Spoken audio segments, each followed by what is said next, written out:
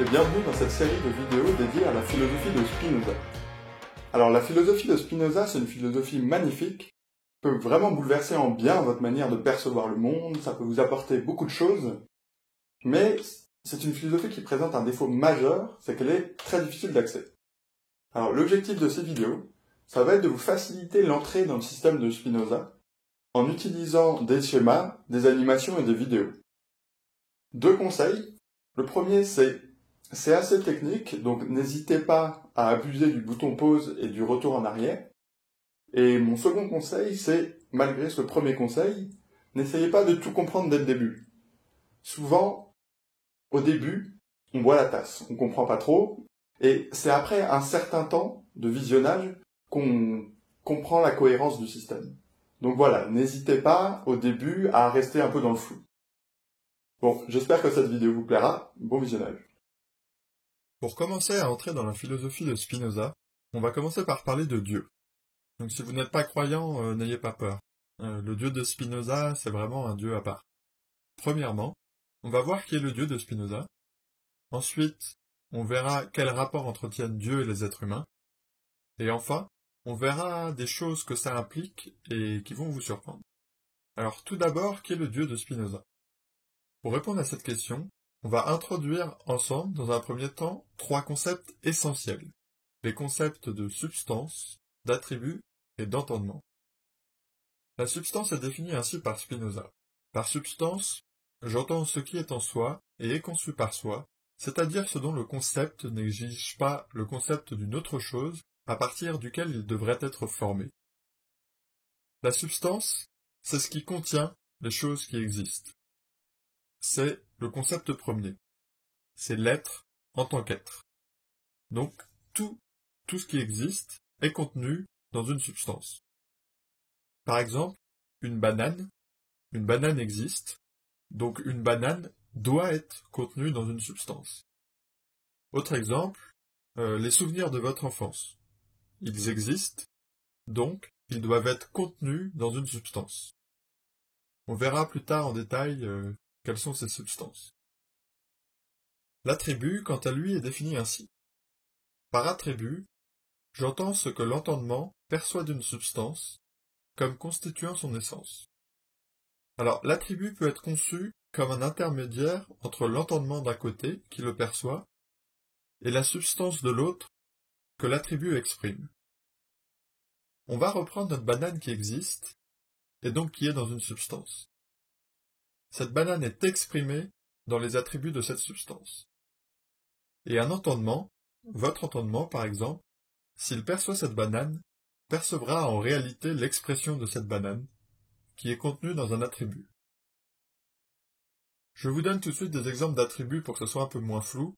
Les deux principaux sont l'étendue, qui est l'espace en fait, et la pensée, qui est le domaine de l'esprit.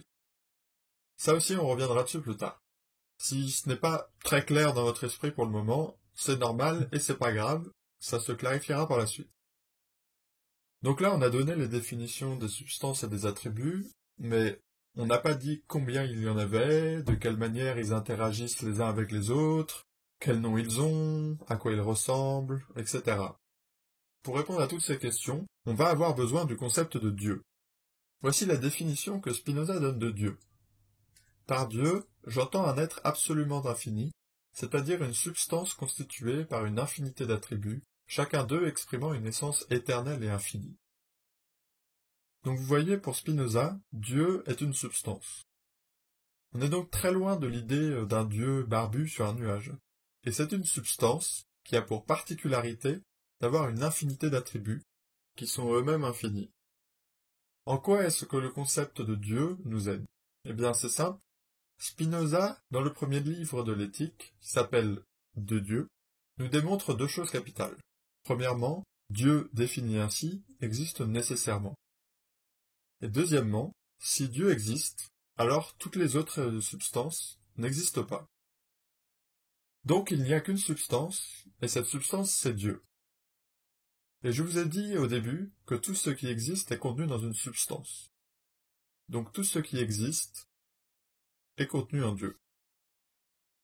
Quand on dit tout, c'est vraiment absolument tout. c'est à la fois les planètes, les arbres, les bananes, les animaux, le pétrole, mais aussi votre sentiment d'avoir froid, les souvenirs de votre enfance, l'amour que vous avez peut-être pour votre conjoint, même la compréhension que vous expérimentez peut-être en ce moment. Vraiment, tout est contenu en Dieu. Alors, c'est vraiment très contre-intuitif parce qu'on a l'habitude de faire une différence entre ce qu'on appelle la matière et les idées. Mais pour Spinoza, c'est pas le cas. Du point de vue de l'être, tout existe sur le même plan. Et une autre chose contre-intuitive qu'on va rajouter, c'est que la conséquence de cette cohabitation de toutes les choses sur le même plan d'être, c'est que toutes les lois de Dieu s'appliquent de la même manière sur tout ce qui existe. Et là, vous devez être encore plus perdu normalement, puisque on voit comment la loi de la gravité s'applique à une pierre, mais on a du mal à l'imaginer s'appliquer à une idée. Tout ça va s'éclairer par la suite, notamment avec la clarification de ce que sont les attributs et les hommes, qu'on va faire tout de suite. Mais avant, un petit résumé logique de tout ce qu'on vient de se dire. Donc, premier point, tout ce qui existe est contenu dans une substance. Deuxième point, Dieu est une substance et Dieu existe. Troisième point, si Dieu existe, aucune autre substance n'existe. Quatrième point, donc tout est contenu en Dieu. Cinquième point, tout ce qui est contenu dans une substance donnée suit les lois qui régissent cette substance. Sixième point, tout ce qui existe est donc régi par les lois de Dieu. Maintenant, on va passer à la question du rapport entre les hommes et Dieu. On va commencer par introduire le concept de mode. Alors, le mode est défini ainsi par Spinoza. Par mode, j'entends les affections d'une substance, c'est-à-dire ce qui est en autre chose, par quoi en outre il est conçu. Un mode, c'est d'une certaine manière une partie de la substance. Par exemple, une banane ou un souvenir, c'est un mode de la substance. Mais attention, un mode n'est pas forcément un individu. Une demi-banane, c'est aussi un mode de la substance. Et en fait, n'importe quelle portion de la banane est un mode de la substance. Donc on peut concevoir le mode comme une partie de la substance, mais un mode n'est pas forcément un individu. Maintenant, on va s'intéresser spécifiquement à l'entendement humain. Donc l'entendement humain, comme tous les entendements, perçoit des attributs de la substance, donc de Dieu. Et les attributs que l'entendement humain perçoit sont au nombre de deux. Il y a l'étendue et la pensée. Alors comment est-ce qu'on sait ça ? Par l'expérience, tout simplement. Donc les modes de la substance sont exprimés dans ces deux attributs. Les modes de l'étendue s'appellent des corps, et les modes de l'esprit s'appellent des idées. Alors là, attention. Instinctivement, vous devez vous dire, bon, ok, pour que tout cohabite au niveau de la substance, mais les cailloux, les bananes, les planètes, enfin tout ce qui est palpable, matériel, va s'exprimer dans l'étendue, et tout ce qui est sentiment, ressenti, amour, tout ça va s'exprimer dans la pensée. Mais en fait, pas du tout. Ce que Spinoza nous dit, c'est que tous les modes de la substance s'expriment à la fois comme corps et comme idée. Et en réalité, ils s'expriment dans tous les attributs de Dieu, mais on n'en perçoit que deux, donc ça a peu d'importance pour nous. Par exemple, une banane va être exprimée de la même manière en tant que corps dans l'étendue qu'elle va être exprimée en tant qu'idée dans la pensée. Donc la banane n'est pas plus un corps qu'une idée. Alors ça, c'est extrêmement contre-intuitif. Et de plus, on a vu que l'entendement se contente de percevoir l'attribut pensée. Donc ça veut dire que l'idée de la banane existe avant l'entendement. Il n'y aurait pas d'entendement humain qu'il existerait quand même l'idée de la banane. Alors là, normalement, on n'y comprend plus rien. Parce que l'idée d'une banane qui existerait indépendamment d'un cerveau humain ou d'un cerveau d'un animal qui penserait à cette banane, c'est quelque chose qui est très contre-intuitif pour nous. Pour clarifier tout ça, on va s'intéresser à ce qu'est l'être humain. Un être humain, tout d'abord, existe.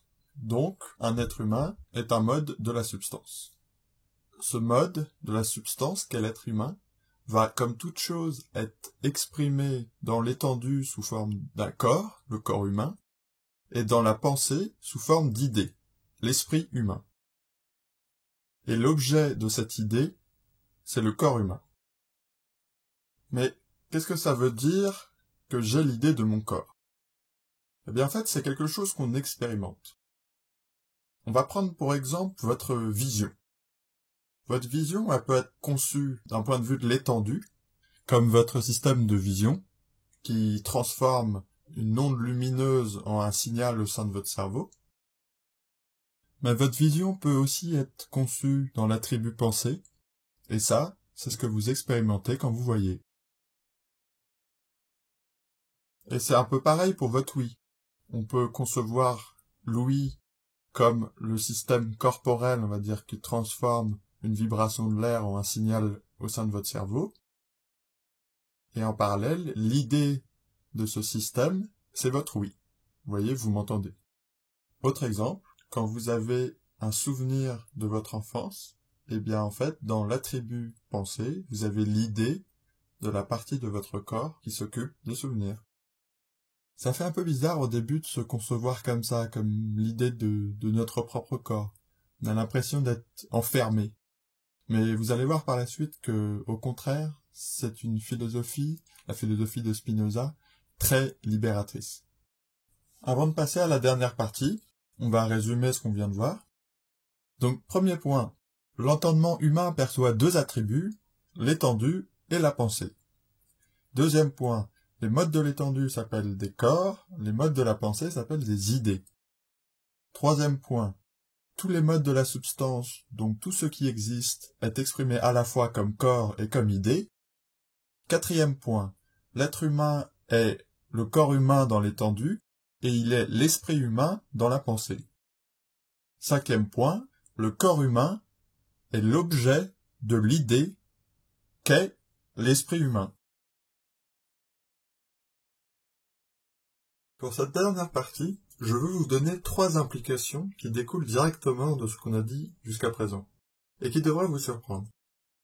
En fait, l'objectif, c'est que vous commenciez à sentir, intuitivement, dirait Spinoza, ce qu'est le spinozisme.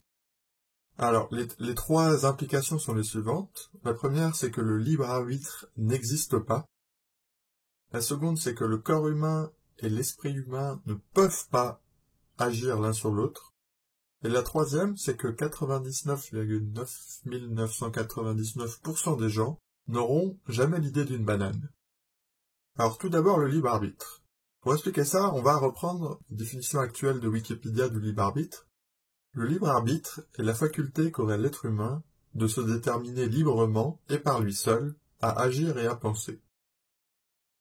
Pour Spinoza, cette idée est absurde. En effet, l'homme, comme toute chose, fait partie d'une substance unique, Dieu. Donc, il est déterminé par les lois de Dieu. Donc, il n'y a aucune raison pour qu'un homme soit plus capable qu'une banane de se déterminer librement. Pour qu'un homme puisse se déterminer librement, il faudrait en fait qu'il soit lui-même une substance. Alors, il pourrait avoir ses propres règles de fonctionnement. Et il pourrait donc éventuellement se déterminer librement. Mais c'est impossible, car il ne peut y avoir qu'une seule substance, Dieu. Donc concrètement, en fait, pour Spinoza, quand vous prenez une décision, c'est parce que vous avez été déterminé à la prendre. Et le sentiment de liberté, en fait, vient de ceci. Je cite, « Les hommes se trompent quand ils se croient libres, car cette opinion consiste en cela seul, qu'ils sont conscients de leurs actions et ignorants des causes qui les déterminent. » Ensuite, deuxième point, le corps et l'esprit ne peuvent pas agir l'un sur l'autre. Votre corps et votre esprit sont les expressions d'un même être. Donc, il est absurde de s'imaginer que l'un peut agir sur l'autre.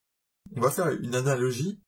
En fait, c'est un peu comme si vous disiez que quelque chose que vous regardez depuis un angle donné va pouvoir agir sur cette même chose que vous regardez depuis un autre angle. C'est évidemment impossible parce que c'est la même chose. Eh bien, c'est pareil pour votre corps et votre esprit. Tous les deux sont la même chose, vous, tel que vous existez en Dieu. Et enfin, troisième point, 99,9999% des gens n'auront jamais l'idée d'une banane. Pour rappel, vous avez l'idée de votre corps, et c'est tout. Pour avoir rigoureusement l'idée d'une banane, il faut être la banane elle-même. Ou alors, il faut faire partie des 0,0001% qui ont une connaissance intuitive des bananes. Et ça, on l'expliquera dans une autre vidéo. En fait, pour la plupart d'entre nous, quand on pense avoir l'idée d'une banane, on a en réalité l'idée de la manière dont les bananes nous ont affectés. Et ça, les affections, ça sera le sujet de la prochaine vidéo. J'espère que cette vidéo vous a plu et qu'elle vous a donné envie d'en savoir plus sur la philosophie de Spinoza. N'hésitez pas à poser vos questions dans les commentaires ou à partager la vidéo ou à vous abonner pour recevoir les suivantes. À bientôt!